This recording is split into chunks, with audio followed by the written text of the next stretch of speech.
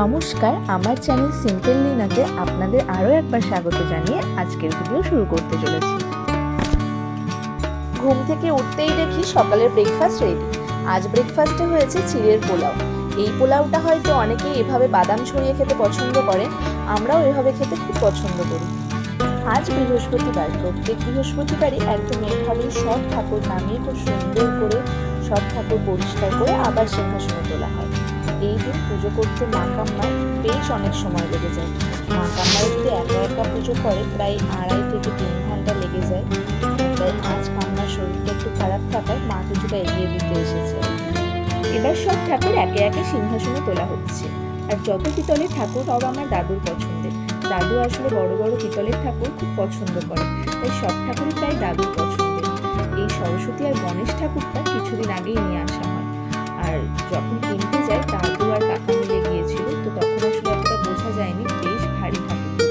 তো মাদের তোলাপাড়া করতে একটু কষ্টই হয়, কিন্তু সে যাই হোক, সিংহাসনগুলো কিন্তু একদম জুড়ে থাকে তারা।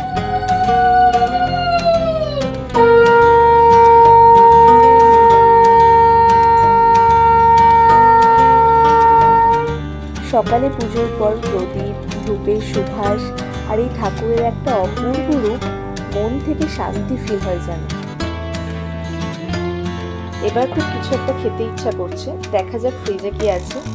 অনেকদিন আগেই মোড় থেকে এই মৌসুমী জুসটা এনেছিলাম, এখনো দেখছি পড়েই আছে।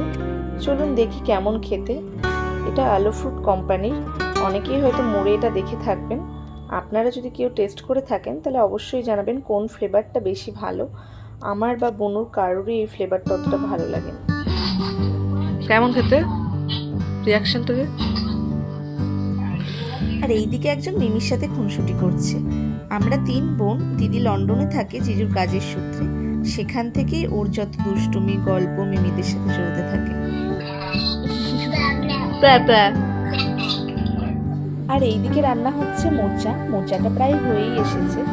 মোচাটা আমার খুব একটা ফেভারিট খাবার, আর সেটা যদি হয় মায়ের হাতে তাহলে তো আর কোনো কথাই নেই। আর আজ হবে বাম মাছ, তাই পাশে মোচাটা হতে হতে মাছগুলোও ভেজে নিচ্ছে। তারপর ঝোল ফোটালে আজকের মতো আমার রান্নাঘর থেকে ছুটি। দুপুরে স্নান খাওয়া করে রোদ পড়তেই ছাদে উঠেছি। আমি প্রতিদিনই একবার হলেও ছাদে উঠতে খুব পছন্দ করি। সারাদিন ঘরের মধ্যে থাকতে না আমার একদমই ভালো লাগে না। বাইরে বেরানো না থাকলে তো ছাদে একবার উঠতেই হবে আমাকে। আমাদের ছাদটা না অনেকটা বড়।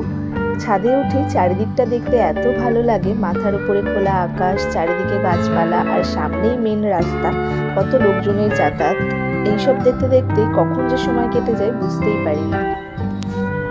চলুন তার সাথে আমাদের ছাদে কিছু গাছ লাগানো আছে, সেগুলো আপনাদেরকে ঘুরে দেখাই।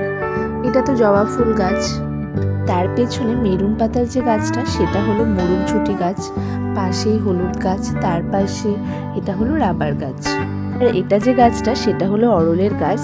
আর চারিদিকে তো অ্যালোভেরা, নয়নতারা রয়েছে। আর এখানে যে গাছটা, এখানে পুরোটা জুড়েই রয়েছে নীলকণ্ঠ ফুলের গাছ, আর এটা হলো গাঁদা ফুলের গাছ। আর এইদিকেও কিছু অ্যালোভেরা, নয়নতারা ফুলের গাছ আছে। আর সবচেয়ে যেটা বেশি ভালো লাগে সেটা হলো এই টাইম ফুলের গাছগুলো। পাঁচিলের ওপর দিয়ে এত সুন্দর করে সাজিয়ে রাখা আছে। আর তার সাথে সাথে একটা দুপাটি ফুলের গাছ, অ্যালোভেরা গাছও রাখা আছে। আমাদের ব্যবসার কাজে একটা কাকু আমাদের বাড়িতেই থাকে, আর সে ব্যবসার কাজ তো করেই, তার সাথে সাথে এই বাগান, ফুল গাছ এইসব নিয়ে থাকতে খুব ভালোবাসে। আর এই সব কিছু তারই করা, আর তার সাথে সাথে কাকাও কিছু গাছ লাগিয়েছে। আর এদের দেখুন কি মনের আনন্দে এক প্রান্ত থেকে আর এক প্রান্তে উড়ে বেড়াচ্ছে। মাঝে মাঝে মনে হয় হয়তো এদের মতো হয়ে যেতে পারলে খুব একটা খারাপ হতো না।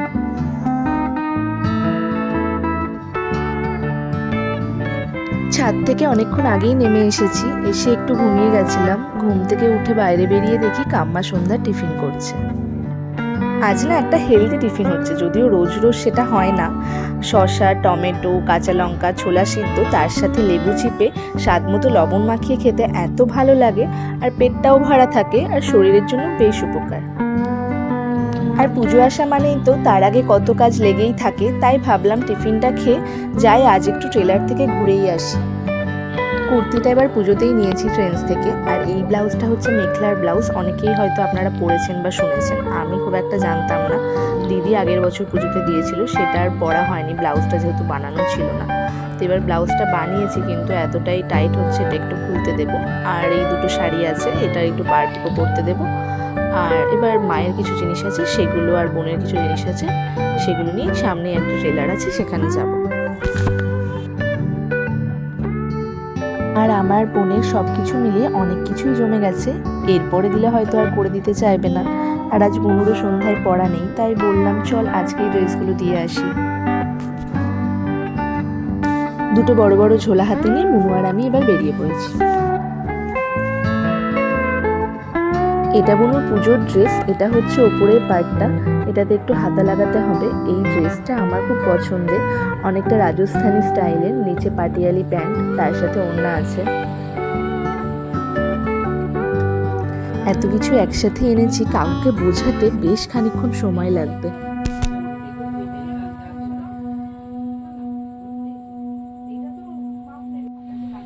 আর এখান থেকে প্যান্ডেলের পুরো স্ট্রাকচারটাই দেখা যাচ্ছে, আর মনটা তো আনন্দে একদম ভরে যাচ্ছে। ভেতরে অনেক কাজ চলছে, এখনো পুরোপুরি কমপ্লিট হয়নি। আর এদিকে একজন সব ভিডিও নিতে নিতে নিজের ভিডিওটা নিতে কিন্তু একদম ভোলেনি। আর এইদিকে বাড়ি এসে খেয়েই ঘুমাতে যাব, তখনই পিসি বলল মাথায় একটু তেল দিয়ে দিই। সত্যি এখন আর ছোটবেলার মতো মাথায় তেল দিয়ে থাকাই হয় না। আর তার একমাত্র কারণ হলো এত বাইরে বেরানো থাকে, আর তেল দিলে মুখটা কেমন একটা অসুস্থ অসুস্থ লাগে, ভালো লাগে না দেখতে। তাই এখন তেল দিয়ে পরের দিনই হয়তো শ্যাম্পু করে নিই। আর আগে তো এত কিছু বুঝতাম না, আমার খুব ভালো করে মনে আছে আগে যখন স্কুল থেকে আসতাম, এসে ঠেসে ভালো করে মাথায় তেল দিয়ে নিতাম, সেইটা এক সপ্তাহ ধরে রাখতাম, তারপরে রবিবার করে শ্যাম্পু করতাম। যত দিন যাচ্ছে, যুগ পাল্টাচ্ছে, আগের মতো সাধারণ চলাফেরা হয়তো আর কোনো কিছুর মধ্যেই নেই। যাই হোক, তেল দেওয়া নিয়ে যে যাই বলুক, কেউ যদি মাথায় এত সুন্দর করে তেল দিয়ে দিতে চায়, তাকে কি আর না করা যায়? সারাদিনের যত ক্লান্তি যেন এই 15 মিনিটে সব ধুয়ে মুছে সাফ হয়ে গেল। আমি তেল দিলাম আর একজন না দিলে হয়? ছোট হলে যা হয় আর কি, দিদিকে যা করতে দেখবে সেটাই করবে। কিন্তু তেল দেওয়াটা সত্যি সত্যি খুব দরকার, এত মাথা গরম। যাই হোক, মজা করছিলাম আর কি। তাহলে আজকের ভিডিও এখানেই শেষ করছি। আপনাদের যদি ভিডিওটা ভালো লাগে, লাইক, কমেন্ট অ্যান্ড শেয়ার করবেন, সাবস্ক্রাইব করতে একদম ভুলবেন না। আবার দেখা হচ্ছে নতুন কোনো ভিডিও নিয়ে, ততক্ষণের জন্য টাটা।